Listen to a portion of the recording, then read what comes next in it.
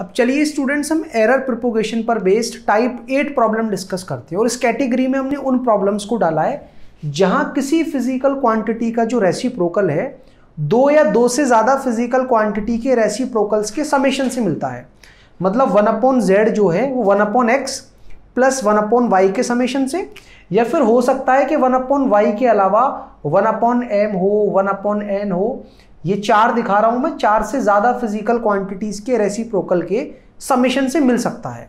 तो अगर मान लीजिए z दो फिजिकल क्वांटिटी के रेसिप्रोकल के समेशन से मिल रहा है तो z किसके इक्वल आ जाएगा, x इंटू वाई और अपॉन में कितना xy। ये आप यहां से सॉल्व करके निकाल सकते हो। तो उसमें मिसकंसेप्शन क्या होता है कि बच्चा ये समझता है कि z जो है वो xy के प्रोडक्ट को xy के समेशन से डिवाइड करने के बाद मिल रहा है। तो वो क्या करता है, जो प्रोडक्ट वाली रिलेटिव एरर का कॉन्सेप्ट है वो यहां पर लगा देता है कि z की जो रिलेटिव एरर है x की रिलेटिव एरर को y की रिलेटिव एरर से ऐड करने के बाद मिलेगी।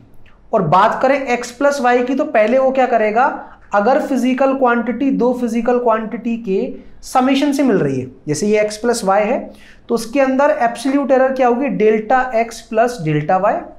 तो ये तो होगी x प्लस वाई की एब्सोल्यूट एरर, और उसको डिवाइड कर देगा वो उसकी true value x plus Y से, और यहां से निकलकर आ जाती है z की रिलेटिव एरर। दोनों तरफ आप 100 से मल्टीप्लाई कर दोगे तो आपको क्या मिल जाएगी, z की परसेंटेज एरर, कि x की परसेंटेज एरर, y की परसेंटेज एरर और x प्लस वाई की जो परसेंटेज एरर है उन तीनों के समेशन से मिलेगी। लेकिन एक्चुअल में x और y के बीच का रिलेशन ये नहीं है, रिलेशन है ये। तो यहां पर ये जो कॉन्सेप्ट लग रहा होता है वो बिल्कुल रॉन्ग कॉन्सेप्ट है। सही कॉन्सेप्ट क्या है कि z का जो रेसिप्रोकल है वो इन दोनों के रेसिप्रोकल के समेशन से मिल रहा है। तो आप क्या कहोगे कि z का जो इनवर्स है वो x के इनवर्स और y के इनवर्स के समेशन से मिल रहा है। अब आप क्या करोगे, यहां दोनों तरफ पार्शियल डिफरेंशिएशन करोगे। अगर आपको नहीं आता पार्शियल डिफरेंशिएशन, गोली मारो पार्शियल डिफरेंशिएशन की टेक्निक को, बस समझ लो मैं क्या कहना चाह रहा हूं कि डिफरेंशिएशन की टेक्निक है कि पावर को तो आप आगे ले लो, तो -1 तो आ जाएगा आगे, और जो फिजिकल क्वांटिटी है उसकी पावर अब पहले से कम हो जाएगी, तो -1 से एक कम करोगे -2, और इनटू में जिस फिजिकल क्वांटिटी को आप डिफरेंशिएट कर रहे हो उसका छोटा सा डिफरेंशिएशन वो क्या होता है, dz। बिल्कुल इसी तरह से आप यहां करोगे तो क्या आ जाएगा, -1 x की पावर -2 इंटू में क्या dx, और यहां पर क्या बनेगा, -1 y की पावर -2 इंटू में dy। अब आपको दिख रहा होगा कि -1 तो दोनों ही तरफ कॉमन है, वो तो कट जाएगा। तो यहां से आप ऐसे भी लिख सकते हो कि dz और अपॉन में क्या z स्क्वायर, ये z की पावर -2 नीचे गया तो +2 हो गया, किसकी इक्वल है, dx अपॉन में x square plus dy upon y square के समेशन के इक्वल। और ये dz dx और dy क्या है, z x और y की एब्सोल्यूट एरर। तो आप इसको ऐसे भी लिख सकते हो कि डेल्टा z अपॉन में z स्क्वायर, मतलब z की एब्सोल्यूट एरर और उसकी ट्रू वैल्यू के स्क्वायर का जो रेशियो है वो x की एब्सोल्यूट एरर और x की ट्रू वैल्यू के स्क्वायर के रेशियो और y की एब्सोल्यूट एरर और y की ट्रू वैल्यू के स्क्वायर के रेशियो के समेशन से मिलेगा। अब स्टूडेंट्स, वैसे तो मैंने इस रिजल्ट को केवल दो ही फिजिकल क्वांटिटी के लिए लिखा है, लेकिन अगर z का रेसिप्रोकल दो से ज्यादा फिजिकल क्वांटिटीज के रेसिप्रोकल के समेशन से आता है तो आप इस रिजल्ट को एक्सटेंड कर सकते हो कि z की एब्सोल्यूट एरर और ट्रू वैल्यू की स्क्वायर का जो रेशियो है वो सभी फिजिकल क्वांटिटी की एब्सोल्यूट एरर और ट्रू वैल्यू के स्क्वायर का जो भी रेशियो होगा उन सभी के समेशन से मिलेगा। तो जिन जिन बुक्स में z को यहां से ऐसे लिख करके और फिर इस तरह से एरर निकाली जा रही है वो गलत है। सही तरीका क्या है कि ये वाला रिजल्ट केवल 2 के लिए ही तो है, 3 के लिए आप इस टेक्निक को नहीं फॉलो कर सकते। तो ये जो रिजल्ट है आपका 2 के लिए, 2 से ज्यादा के लिए, या कहें कितनी भी फिजिकल क्वांटिटी के रेसिप्रोकल के समेशन से हमें उस फिजिकल क्वांटिटी का रेसिप्रोकल मिल रहा है, वो मैटर ही नहीं करता। आप रिजल्ट को जहां तक चाहो वहां तक एक्सटेंड कर सकते हो। तो ट्रू वैल्यू तो आप यहां से निकालो चाहे यहां से निकालो, वो तो सेम ही आएगी, लेकिन एब्सोल्यूट एरर निकालने के लिए आप केवल और केवल इस रिजल्ट का यूज करो। अब स्टूडेंट्स, ये जो टेक्निक है वो किस तरह से न्यूमेरिकल्स में अप्लाई करनी है वो समझते हैं। और हमेशा की तरह अगर आप पहले खुद से ट्राई करना चाहते हो तो खुद से ट्राई करें वीडियो को रोक करके, और जब ना हो तब आप मेरी हेल्प लें। तो क्वेश्चन कुछ इस तरह से कि दो रेसिस्टेंस हैं, R1 ये रहा और R2 ये रहा, और उनको कनेक्ट किया गया है पैरेलल में, तो हमें उनका इक्विवेलेंट रेसिस्टेंस पता करना है। आपको पता होगा कि अगर दो रेसिस्टर्स को पैरेलल में जोड़ा जाता है तो इक्विवेलेंट रेसिस्टेंस का जो रेसिप्रोकल है दोनों रेसिस्टर्स के रेसिप्रोकल के समेशन से मिलता है।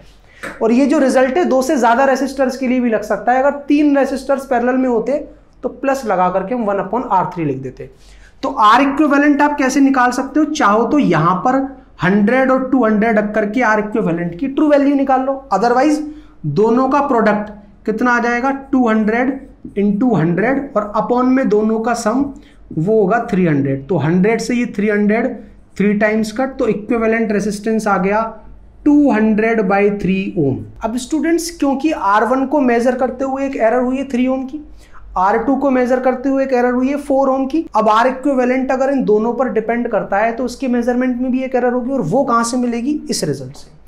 Z की जगह कौन है, R इक्विवेलेंट, X की जगह है R1 और Y की जगह है R2। तो मुझे करना क्या है कि डेल्टा R इक्विवेलेंट अपॉन में जो R इक्विवेलेंट का स्क्वायर है, इन दोनों का जो रेशियो है R1 की एब्सोल्यूट एरर और R1 का जो स्क्वायर है उसके रेशियो, और R2 की एब्सोल्यूट एरर और R2 के स्क्वायर का जो रेशियो है उन दोनों के समेशन की इक्वल होगा।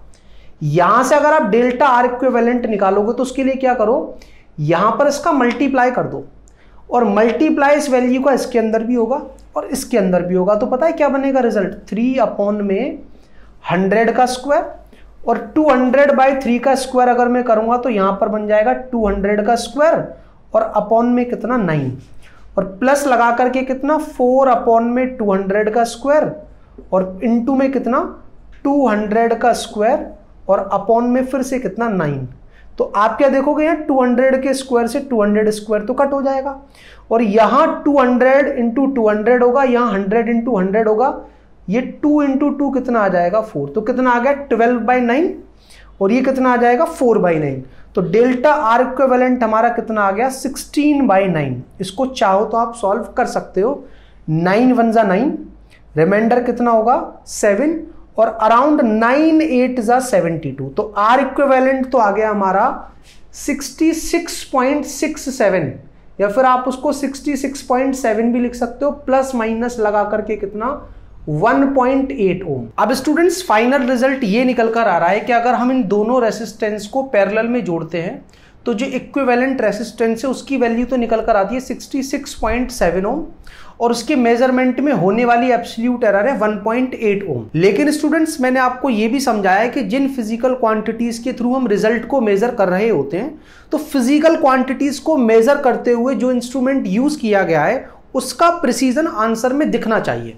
मतलब यहां मैंने R1 को जिस इंस्ट्रूमेंट से मेजर किया है वो डेसिमल के बाद रीडिंग देता ही नहीं है, मतलब उसमें डेसिमल के बाद कोई रीडिंग नहीं थी, ना R1 में थी ना R2 में थी। तो जब आप R इक्विवेलेंट निकालोगे तो उसमें भी डेसिमल के बाद कोई डिजिट नहीं होगा। मतलब हमें जो आंसर है केवल कहां तक रखना है, यहां तक, और जब यहां तक रखना है तो उससे अगला डिजिट देखना होता है, और अगर अगला डिजिट 5 से बड़ा होता है तो लास्ट वाले डिजिट में एक ऐड कर देते हैं, तो कितना आ जाएगा 67 ओम। तो R इक्विवेलेंट की जो वैल्यू होगी प्रिसीजन को चेक करते हुए वो कितनी होगी 67 ओम। साथ ही आप देख सकते हो कि R1 की जो एब्सोल्यूट एरर है उसमें डेसिमल के बाद कुछ नहीं है, ना R2 की एब्सोल्यूट एरर में है, तो R इक्विवेलेंट की भी जो एब्सोल्यूट एरर होगी उसमें डेसिमल के बाद कुछ नहीं होगा। तो यहां भी हमें आंसर कहां तक रखना होगा, केवल एक प्लेस तक। अगला डिजिट फिर से 5 से बड़ा है तो उसमें फिर से एक ऐड हो जाएगा, तो कितना आ जाएगा प्लस माइनस लगा करके 2 ओम। तो R इक्विवेलेंट की जो ट्रू वैल्यू है वो क्या निकल कर आ गई 67 ओम, जबकि हमने मैथमेटिकली क्या कैलकुलेट की है 66.7 ओम। तो प्लीज ये ध्यान रखना कि जो इंस्ट्रूमेंट का प्रिसीजन है उसे आप आंसर में दिखाएं, और जो R इक्विवेलेंट की एब्सोल्यूट एरर है वो कितनी आ गई 2 ओम। तो सही आंसर क्या होगा 67 ओम +-2। अब मान लीजिए स्टूडेंट्स कि हम किसी जगह एक्सेलरेशन ड्यू टू ग्रेविटी को मेजर करते हैं, वो भी सिंपल पेंडुलम की हेल्प से। तो सिंपल पेंडुलम की हेल्प से जब हम स्मॉल जी को मेजर करते हैं तो उसके मेजरमेंट में कौन कौन सी एरर आती हैं और उन्हें किस किस तरह से इवेल्युएट करते हैं, अगर आप ये जानना चाहते हो तो इस वीडियो पर क्लिक कर समझ सकते हो। और अगर आप डायमेंशंस और उनके एप्लीकेशन से रिलेटेड कुछ भी पढ़ना चाहते हो तो आपके लिए हमने प्लेलिस्ट तैयार की है, इस पर क्लिक कर जो टॉपिक चाहो वो पढ़ लो, और कुछ ना समझ आए तो कमेंट करके मुझसे पूछ लो।